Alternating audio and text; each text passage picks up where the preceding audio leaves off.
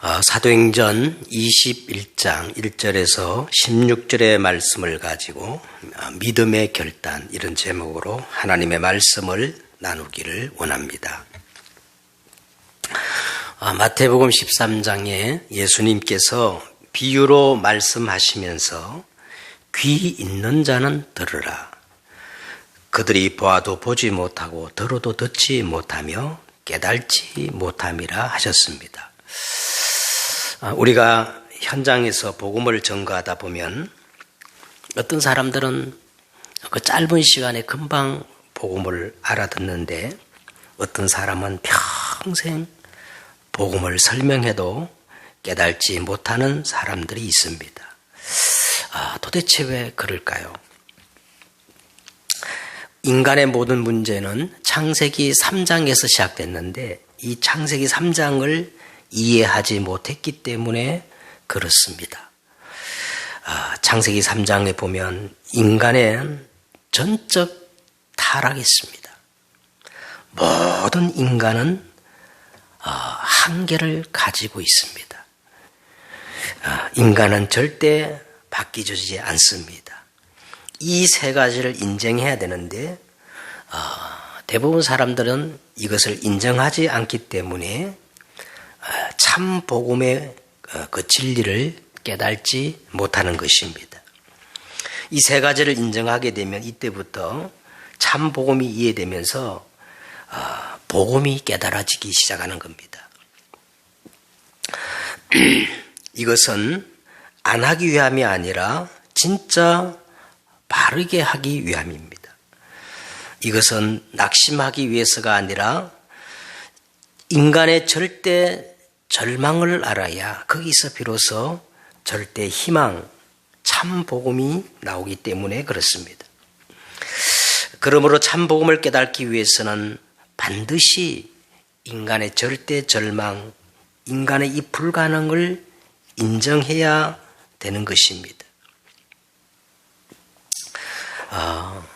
하지만 이 땅의 모든 종교와 그리고 지식과 철학은 인간의 가능성을 전제하고 시작하는 겁니다. 인간은 뭐든지 할 수 있다고 생각합니다. 여러 세상 책들을 보면 어떤 책을 읽어보면 할 수 있다, 하면 된다, 해보자 희망이 생기고 또 위로가 되지만은 결론적으로 말하면 다 틀린 겁니다. 인간의 실존을 진짜 알면 절망입니다. 그래서 실존주의 철학자 소펜하우어는 이렇게 말했습니다. 인간의 실존을 정말 알면 인간은 태어나지 않는 것이 가장 좋다. 태어났으면 이것저것 보지 않고 빨리 죽는 것이 낫다고 그렇게 말했습니다. 절망은 없다 하지만 절망은 엄연히 존재하고 있습니다. 절망이 없다면 왜 하나님께서 이 땅에 그리스도를 보냈겠습니까? 인간의 근본 문제는 깨달음으로 되는 것이 아니고 수리하고 고치고 보완해서 되는 것이 결코 아닙니다. 진짜 인간이 이걸 알면 종교 가지고 되는 것이 아니고 완전히 죽어버리고 새로운 생명으로 거듭나야 되는 겁니다. 그리고 새로운 피조물이 되어야 하는 것입니다. 그렇지 않고는 아무리 좋은 말, 맞는 말을 해도 사실은 속이는 것이고 틀린 겁니다. 창세기 3장 인간의 근본 문제를 바르게 깨달으면 1만 달란트 갚을 수 없는 빚을 진 사람이 갚는 방법은 하나밖에 없습니다. 파산 신고를 하고 탕감을 받는 방법밖에는 없습니다. 어마어마한 빚을 지고 거지가 되는데 큰 빚을 지고 갚을 수 없는 노숙자가 됐는데 어디에 방법이 있겠습니까? 주인이 빚을 탕감해 주기 전에는 절대 자유할 수가 없는 겁니다. 죄를 짓고 감옥에 들어가 있는데 어떻게 감옥에서 그냥 나올 수 있겠습니까? 운명의 감옥에 갇힌 사람이 그 감옥에서 빠져나오는 방법은 한 가지밖에 없어요. 대통령이 법에 의해서 특별 사면을 하면 나오게 되는 겁니다. 그래서 로마서 8장 2절에 보면 우리는 죄와 사망의 법에서 지금 전부 갇혀 있어요. 절대 빠져나올 수 없습니다. 그런데 그리스도 예수 안에 있는 생명의 성령의 법이 죄와 사망의 법에서 우리를 해방시킨 겁니다. 우리가 아직 죄인 되었을 때 그리스도께서 우리를 위하여 죽으심으로 하나님께서 우리에 대한 자기의 사랑을 확정하신 것입니다. 이게 얼마나 놀랍고 감사한 일입니까? 이것을 먼저 깨달아야 되는 겁니다. 우리는 그 어떤 것으로도 절대 구원을 받을 수가 없어요. 바울은 이 나의 복음, 영세전에 감추었다가 이제 나타나신 바 되어 세세 무궁토록 이 하나님의 이 나의 복음, 주 예수께 받은 이 은혜의 복음을 증거하는 일에는 자기의 생명조차도 조금도 귀한 것으로 여기지 아니하겠다. 오늘 바울이 본문에 보니까 예루살렘에 올라가서 이 은혜의 복음을 전하다 죽는 것도 각오했다고 이렇게 말하고 있습니다. 자, 그러면 오늘 바울이 깨달은 이 나의 복음, 이 은혜의 복음, 하나님의 복음, 그리스도의 복음을 우리가 참으로 깨닫기 위해서는 무엇이 먼저 인정되어야 할까요? 먼저 첫째는 인간의 전적 부패, 창세기 3장 이 인간의 전적 부패가 인정돼야 되는 겁니다. 에베소서 2장 1절에 보니까 그는 허물과 죄로 죽었던 너희를 살리셨도다. 죽었다. 정말 성경은 인간의 실존에 대해서 정확히 진단하고 분명히 말하기를 하나님을 떠난 인생은 지금 죽어 있는 상태라고 그렇게 말하고 있습니다. 죽었다는 말은 모든 인간이 전적으로 타락했다는 거예요. 절대 절망, 전적 부패, 그리고 절대 무능에 빠져 있다는 겁니다. 죽음은 전적 타락입니다. 죽음보다 타락한 게 없어요. 죽음은 절대 절망이에요. 한 번 죽으면 끝나는 겁니다. 죽음은 전적 부패입니다. 죽음은 절대 무능입니다. 죽음은 절대 절망이에요. 이것을 이해하지 못하면 복음이 복음되어질 수가 없는 겁니다. 그러나 반대로 이것을 깨닫게 되면 복음은 모든 것이 되어지는 겁니다. 절대 절망 속에 깨닫는 복음이 참 복음입니다. 여러 길이 있는데 이 길도 있고 저 길도 있고 여러 길이 있는데 그 중에 내가 한 길을 선택한다는 것은 그거는 결코 절대 복음이 될 수가 없는 겁니다. 길이 전혀 없는데 소망이 없는데 절대 절망 중에 있는데 그때 유일한 길을 발견했을 때 이것을 우리는 참 복음이라고 말할 수가 있는 겁니다. 이것을 이해하지 못하고 전도를 받으면 정확하게 바른 복음을 받은 것이 정확한 바른 복음을 받은 것이라 할 수 없겠지요. 희미한 복음, 대강 복음, 섞인 복음을 받은 겁니다. 자, 그러면 인간이 어느 정도 타락하고 부패했는지 로마서 3장 16절에 의인은 없나니 하나도 없다고 그랬어요. 인간이 얼마나 전적 부패, 전적 타락, 완전 무능 속에 빠졌는지 성경은 한마디로 말하기를 의인은 없나니 하나도 없다고 말한 겁니다. 전부 죄인이에요. 내가 무슨 죄를 지었는가? 아니, 예수 믿는 사람이 더 죄를 짓고 장로들이 얼마나 사기치는데, 그 죄도 중요하지만 성경은 그 죄를 말하는 것이 아닙니다. 로마서 3장 23절에 보니까 모든 사람이 죄를 범하였음에 하나님의 영광에 이르지 못하더니, 나무가 땅을 떠나면 어떻게 되겠어요? 물고기가 물을 떠나면 어떻게 되겠습니까? 하나님의 형상을 가진 인간이 스스로 하나님이 되려고 하나님을 부정하고 하나님을 떠나버린 겁니다. 성경은 이것을 가리켜서 가장 근본적인 죄, 오리지널 죄, 원죄라고 그렇게 말하고 있습니다. 하나님을 떠난 인생은 한번 생각해 보세요. 하나님이 없는 인간은 숨 쉬는 것이 죄요.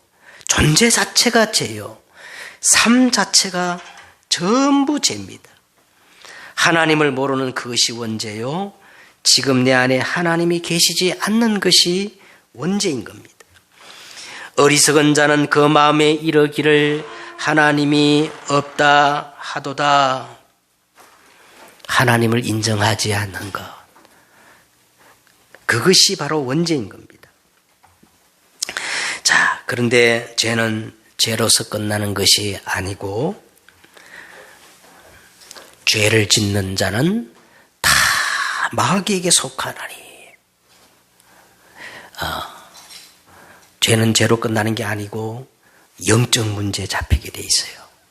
그리고 로마서 6장 23절에 보니까 죄의 삭은 사망이요 하나님의 복음은 그리스도 예수 우리 주 안에 있는 영생이니라. 죄는 반드시 인과응보 결과가 있어요. 심판이 있습니다. 죄의 그 마지막 결과는 사망입니다. 죽음입니다. 그래서 허물과 죄로 죽어버린 거예요. 그래서 인간은 반드시 구원이 필요하고 구원을 받아야만 합니다. 그래서 인간은 부단히 노력하고 있어요. 아무리 인간은 노력해도 문제는 뭐냐? 절대 길이 없다는 겁니다. 다른 이로서는 구원을 받을 수 없나니 천하 사람 중에 구원받을 만한 다른 이름을 우리에게 주신 일이 없음이니라.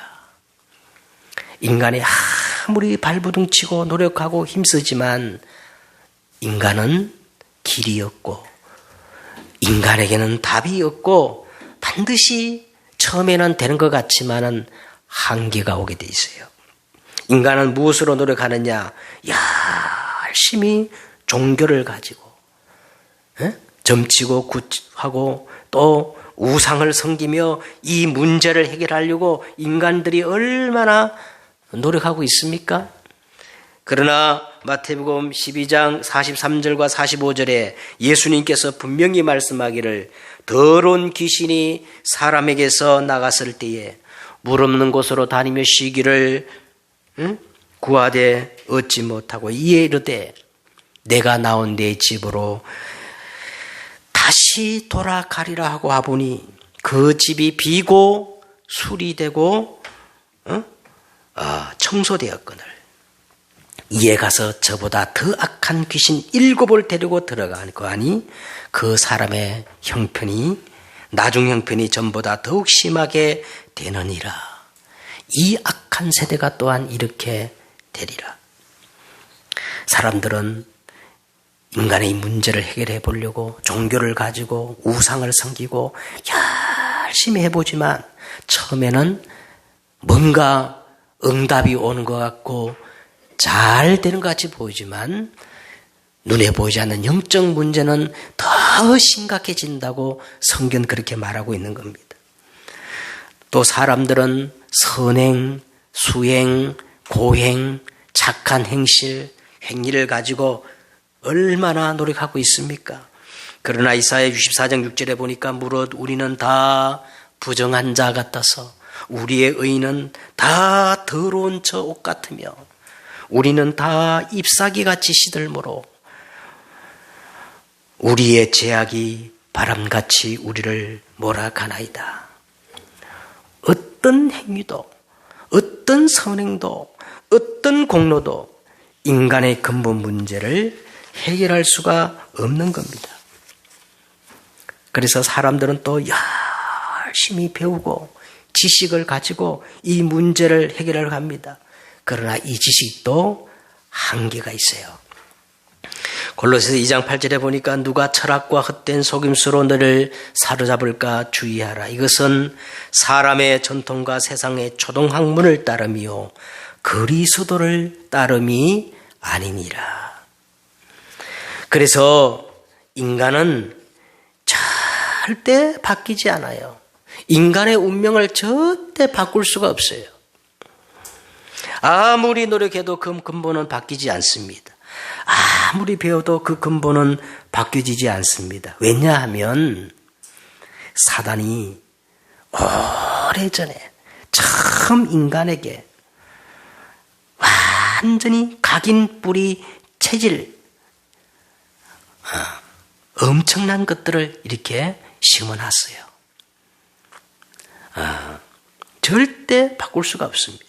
그래서 창세기 3장, 6장, 11장에 보니까 나 중심, 물질 중심, 성공 중심의 함정에 인간들은 지금 빠져 있는 겁니다. 거기서 또 사단이 우리에게 올무를 걸어놨는데요. 이 남은 상처까지 이 틀을 벗어나지 못하는 겁니다. 그래서 오늘 우리에게 정말로 필요한 것이 뭐냐면 복음이 필요한 거예요. 왜? 절대 절망이기 때문에, 절대 무능이기 때문에 인간의 어떤 것도 이 문제를 해결할 수 없기 때문에 우리에게는 복음이 필요한 겁니다. 이 완전 복음이 바로 갈라디아 2장 20절입니다. 내가 그리스도와 함께 십자가에 못 박혔나니 그런즉 이제는 내가 산 것이 아니요 오직 내 안에 그리스도께서 사신 것이라. 이제 내가 육체 가운데 사는 것은 나를 사랑하사 나를 위하여 자기 자신을 버리신 하나님의 아들을 믿는 믿음 안에서 사는 것이니라. 나의 모든 멸망의 조건을 그리스도께서 십자가에 못 박았습니다. 내가 다 이루었다. 나의 재앙받을 모든 조건을 그리스도께서 십자가에 못 박았어요. 내가 다 이루었다. 내가 잘못한 것도 없는데 집안을 통해서 가문을 통해서 대물림되어지는 이 모든 영적 문제를 그리스도께서 십자가에서 다 못 박았습니다. 내가 다 이루었다. 여러분, 그러면 구원의 범위가 어느 정도일까요? 그리스도께서 완성하신 이 구원의 범위가 어느 정도일까요? 나의 과거, 현재, 미래 모든 것들을 다 십자가에 못 박고 거기에 대해 나는 죽어버렸습니다. 내가 그리스도와 함께 십자가에 못 박혔나니 그런즉 이제 내가 산 것 아니고 나는 거기에 대해서 이미 죽어버렸어요. 아무리 중한 죄를 짓고 살인자라 할지라도 죽으면 법적으로 끝나는 겁니다. 그러므로 우리는 빨리 죽고 끝까지 죽어야 돼요. 죽음으로 해방되었고 새로운 피조물이기 때문에 우리는 더 이상 매일 필요가 없게 되었어요. 해방된 겁니다. 구원받은 사람도 십자가에 못 박지 못하면 정말 끝에 가서 자신의 영적 그 상태가 본래 것으로 돌아가게 돼 있어요. 십자가에 못 박지 못하면 지긋지긋한 그 부모의 영적 문제 쪽으로 자신도 모르게 그렇게 끌려가게 돼 있습니다. 완전히 벗어나야 돼요. 그래서 십자가의 능력밖에는 없다는 것입니다. 오직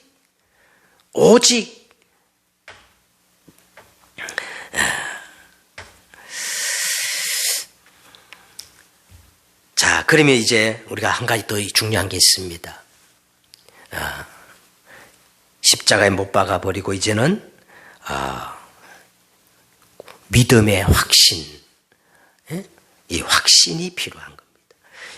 예수를 그리스도로 인정하고 영접한 모든 사람들은 구원받았습니다. 구원의 증거가 뭐냐?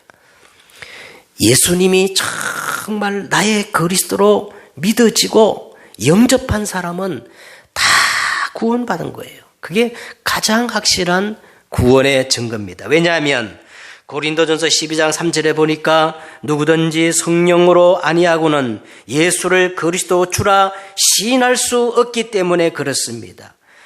예수께서 그리스도이심을 믿는 자마다 하나님께로부터 난 자들이라고 요한일서 5장 1절에 말씀하셨어요. 영접하는 자, 곧 그 이름을 믿는 자들에게는 하나님의 자녀가 되는 권세를 주셨으니 이는 혈통으로나 육정으로나 사람의 뜻으로 나지 아니하고 하나님께로부터 오직 하나님께로부터 난 자들이기 때문이라고 말씀하고 있습니다. 이것을 인정한 사람은 그 이름으로, 그리스도의 이름으로 기도하면 응답을 받습니다. 영원히 성령께서 내주하시고 그리고 인도하십니다. 그리스도께서 내 모든 죄를 십자가에 못 박으시고 그 은혜로 나를 의롭다 인정하시고 세상 끝날까지 항상 나와 함께 하십니다. 그리고 모든 고난은 승리로 끝날 것입니다. 이게 구원받은 자의 5가지 확신입니다.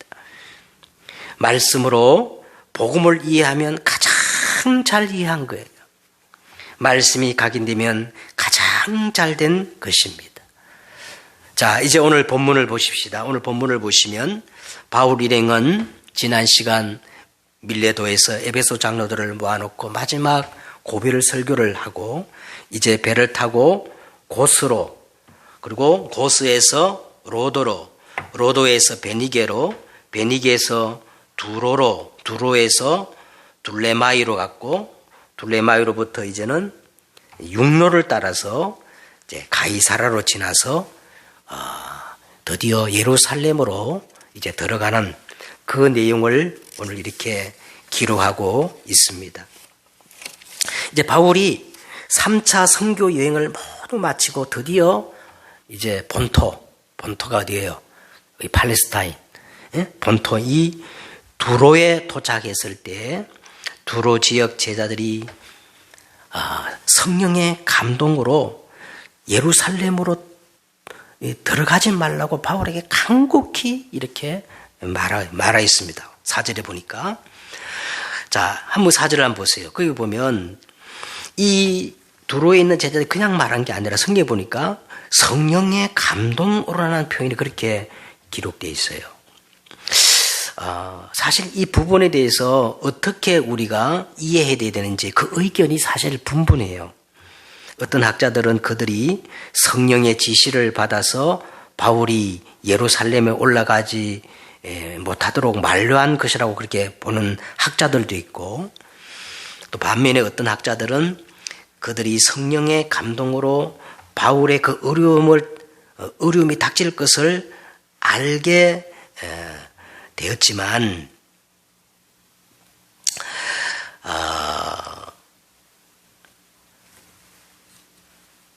인간의 그 인간적인 그런 자기들의 소견으로 바울을 만류한 것으로 이렇게 보는 거예요. 이 두 의견 중에 더 설득이 있는 것이 후자입니다. 바울이 사도행전 20장 24절에 보면 성령에 매여, 바울이 그냥 예루살렘으로 올라가는 게 아니라 바울이 성령에 매여 예루살렘으로 올라간다 하였고, 이미 성령께서 바울에게 증언하시기를 예루살렘에서 결박과 환난이 기다린다고 이렇게 증언했기 때문에 바울이 그걸 다 알고 지금 예루살렘으로 올라가고 있거든요. 자, 그런데 같은 성령을 받은 이 두로의 형제들에게 성령이 바울을 만류하도록 지시할 리가 없거든요. 정확히 말하면 그들은 성령의 지시를 받고 바울을 만류한 것이 아니라 인간적인 그런 감정으로 바울을 예루살렘으로 올라가지 못하도록 그렇게 말렸던 것입니다. 일주일 후에 바울이 일행은 이제 그들을 작별하게 되었습니다. 5절에 보세요. 여러 날을 지난 후 우리가 떠나갈새 그들이 다 그 처자와 함께 성문 밖까지 전송하거늘 우리가 바다에서 무릎을 꿇고 기도하고 6절에 서로 작별한 후 우리는 배에 오르고 그들은 집으로 돌아가니라. 그 처자와 함께 성문 밖까지 전송하거늘 우리가 바닷가에서 어떻게 해요? 바닷가에서 뭐 했죠? 무릎을 꿇고 뭐 했어요? 기도했다. 여러분 그냥 읽지 마시고 한번 영화를 보던 이 장면을 그림을 한번 상상해 보세요. 그들이 모든 처자와 모든 사람들이 나와 바울을 배웅하면서 무릎을 꿇고 다 같이 기도하는 장면을 한번 그려보세요. 바울이 밀레도를 떠날 때에도 무릎을 꿇고 그 모든 사람들과 함께 기도하니 다 크게 울며 바울의 목을 안고 입을 맞추고 다시 보지 못함을 안타까워했다고 그렇게 말하는데 저는 이 본문을 보면서 참 얼마나 아름다운 모습입니까? 우리 인간이 창조주 하나님 앞에 무릎을 꿇고 그냥 기도가 아니고 무릎을 꿇고 기도하는 것이 우리 인간의 행위 중에서 가장 아름다운 행위가 아닐까 저는 그렇게 생각합니다. 바울이 이제 가이사랴에 도착해서 이곳에서 오래전부터 머물고 있던 전도자 빌립의 집에 여러 날 머물렀어요. 빌립에게는 결혼하지 않는 4딸이 있었는데 이들이 모두 그 처녀성을 가지고 하나님께 헌신하는 사람들 것 같습니다. 자, 이들이 다 선지자란 말은 우리가 말한 것처럼 미래를 이렇게 예측하는 것도 되지만은 이때는 성경이 완성되지 않았기 때문에 선지자라고 할 때는 뭐냐면 하나님의 말씀을 전달하는 사람을 뭐라 그랬어요? 선지자라 그랬어요. 이 딸이 그런 특별한 선지자의 역할을 하는 딸들이었는데 이 딸들도 이렇게 바울에게 말한 거예요. 예루살렘에 올라가면 큰 환난과 결박, 핍박이 기다릴 것이다. 그 정도가 아니에요. 예? 이 빌립의 집에 머물고 있는데 유대로부터 아가보라는 선지자가 방문합니다. 사도행전 11장에 보면 이 아가보가 나오거든요. 예루살렘 흉년을 예언한 이 아가보라는 선지자가 또 방문을 해가지고 10절에 보니까 이 아가보가 바울에게 닥칠 운명을 예언하는데 바울의 그 허리띠를 풀어서 자신의 손발에 이렇게 잡아매고는 성령이 말씀하시되 예루살렘에서 유대인이 이같이 이띠 임자를 결박하여 이방인 손에 넘겨우리라고 그렇게 예언을 하는 겁니다. 근데 자세히 보세요. 아가보가 성령의 감동으로 바울의 앞날을 예언했지만은 바울을 보고 직접적으로 예루살렘으로 올라가라 가지 말라 그것까지는 말하지 않았어요. 그런데 이 예언을 듣고 그곳에 있던 모든 사람들이 바울에게 예루살렘으로 올라가지 말 것을 성경을 자세히 보세요. 간곡하게 말하면서 어느 정도냐? 눈물을 흘리면서 당부를 하는 거예요. 눈물을 흘리면서. 그래서 그 당부가 얼마나 간곡했던지 성경에 보니까 바울의 마음이 상할 정도였습니다. 바울의 마음이 상할 정도였어요. 자, 그러나 오늘 이 바울의 행동을 보세요. 바울은 이때 그들의 간청을 단호히 거절하면서 13절에 바울이 대답하여 여러분이 어찌하여 울어 내 마음을 상하게 하느냐? 나는 주 예수의 이름을 위하여 결박당할 뿐 아니라 예루살렘에서 죽을 걸 또 어떻게 해요? 각오했다. 결단했다는 거예요. 각오했다. 결단했다. 라고 선언한 겁니다. 바울이 아무리 설득해도 듣지 않자 그들이 이제 뭐라 그래? 주의 뜻대로 이루어지어다 라고 말하면서 단념을 합니다. 그래서 바울 일행은 드디어 예루살렘으로 올라가는 그 내용이 오늘 본문의 내용입니다. 자, 그래서 오늘 본문 제목이 뭡니까? 믿음의 결단. 믿음은 결단입니다. 우리는 바울처럼 올바른 중요한 그리고 결단과 선택을 앞에 두고 우리는 어떻게 해야 할 것인가? 자, 첫째는요, 가장 아름다운 모습. 하나님께 무릎을 꿇고 오늘 기도했다고 그랬어요. 5절에 보니까 이 여러 날을 지나는 우리가 떠나갈 새 그들이 다 그 처자와 함께 성문 밖에서 전송하거늘 우리가 바닷가에서 무릎을 꿇고 하나님께 기도했다. 여러분, 하나님이 보시기에, 누가 보시기에요? 하나님이 보시기에 이 지상에서 가장 아름다운 게 있어요. 그게 뭐냐? 교회를 회복하는 거예요. 교회를 회복하는 거예요. 자, 사도행전 20장 여러분 28절에 보세요. 바울이 이 교회에 대해서 이렇게 말했습니다. 하나님이 독생자 그리스도의 피로 사신 교회라는 거예요. 얼마나 교회가 소중하고 하나님께서 아름답게 보셨던지 하나밖에 없는 독생자를 십자가에 못 박아 그 피로 교회를 어떻게 해요? 샀다는 거예요. 그래서 하나님 보시기에 이 교회만큼 더 중요하고 소중한 게 없습니다. 재앙시대 지금 사람들이 모이기를 피하잖아요. 더 여러분 교회를 사모하고 모이기를 사모해야 돼요. 아니, 눈에 보이지 않는 교회를 회복하지 못하는데 어떻게 눈에 안 보이는 성전을 우리가 회복할 수 있겠어요? 두 번째, 하나님이 정말 아름답게 보시는 것이 뭐냐면 예배입니다. 예? 아버지께서는 자기에게 이렇게 예배하는 자들을 찾으시느니라. 하나님은 영이시니 예배하는 자가 신령과 진정으로 예배할지니라. 예배는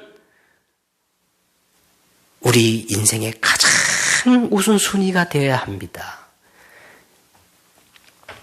예배보다 더 중요한 게 있으면 그건 우상이에요. 응? 여러분 하나님께 어떻게 예배하고 있습니까? 그만큼만 하나님이 여러분을 바라보실 겁니다. 그 다음에 하나님이 중요하게 보시는 것은 뭡니까? 예배를 통하여 오늘 보세요. 말씀의 흐름을 붙잡는 거예요. 여러분 생각해 보세요. 어마어마한 선지자가 와가지고 올라가지 말라. 큰일 난다. 그냥 사람이 아니고 성령에 감동된 사람들이 그렇게 말한다고 합시다. 좋은 일이 아니라 죽음이 기다린다고 하는데 그런데 바울은 아무리 성령에 감동된 선지자를 할지라도 바울은 말씀의 흐름 속에 있는 거예요. 이게 더 중요한 겁니다. 사무엘이 이르되 사무엘상 15장 22절에 보세요. 사무엘이 이르되 여호와께서 범죄와 다른 제사를 그의 목소리를 청종하는 것을 좋아하신 같이 좋아하시겠습니까? 순종이 제사보다 낫고 듣는 것이 수양의 기름보다 나으니 이는 거역하는 것이 점치는 죄와 같고 완고한 고집이 사신 우상에 절하는 죄와 같음이니라. 그 다음에 하나님 기뻐하는 게 뭐냐? 그냥 기도하는 게 아니고 오늘 성경 보세요. 무릎을 꿇고 성삼위 하나님을 바라보며 기도하는 것이 하나님을 기뻐합니다. 하늘에 있는 자들과 땅에 있는 자들과 땅 아래에 있는 자들의 모든 무릎을 예수의 이름에 꿇게 하시고 보좌에 앉으신 영광 가운데 계신 성삼위 하나님께 오늘 우리가 무릎을 꿇고 그리스도의 이름으로 기도하는 것, 하나님 앞에 가장 아름다운 거예요. 여러분, 무릎을 꿇고 기도하는 것은 성경적입니다. 이 표현이 성경에는 굉장히 많이 나와 있어요. 여러분, 그냥 기도하는 것보다 정말 골방에 들어가서 무릎을 꿇고 기도해 보세요. 마음 자세가 틀린 겁니다. 이게 가장 하나님 보시기 아름다운 피조물, 우리 인간의 행위인 겁니다. 자, 오늘 두 번째로요. 오늘 중요한 결단 그리고 선택을 앞서서 우리가 어떻게 해야 되느냐. 바울은 말씀의 인도를 받았어요. 말씀은 그냥 지식이 아니고 이 말씀은 생명이 있어요. 하나님의 말씀은 살았고 운동력이 있어. 좌우의 날 센 어떤 검보다 예리하여 영과 혼과 간절과 골수를 찔러 쪼개며 사람의 마음과 생각까지도 감찰하시고 치유하시고 변화시키는 능력이 있거든요. 그래서 하나님이 우리 믿음의 조상 아브라함을 처음 부를 때 이렇게 말했어요. 너는 내 본토 친척 아비 집을 떠나 뭐라 그랬어요? 내가 지시할 땅으로 가라. 어디로 가라 그러면 쉬워요. 근데 하나님이 네가 단을 쌓을 때마다 내가 순간순간 지시할 것인데 그 말씀을 따라가라는 거예요. 출애굽한 이스라엘 백성이 광야길을 갈 때 하나님은 언약궤를 만들고 언약궤를 따라가라고 하신 거예요. 오늘 저와 여러분이 이 예배 시간에 정말 이 본질이 뭐냐면 언약궤를 만드는 시간입니다. 에스겔서 47장 1절과 12절에 보세요. 성전 문지방에서 흘러나온 이 생명의 말씀이 우리의 현장 속에 흘러가면 모든 것들이 소성하고 번성하고 살아날 줄 믿습니다. 그래서 바울이 보세요. 오늘 바울은 정확히 내가 로마도 보아야 하리라. 바울아 두려워 말라. 내가 로마에서도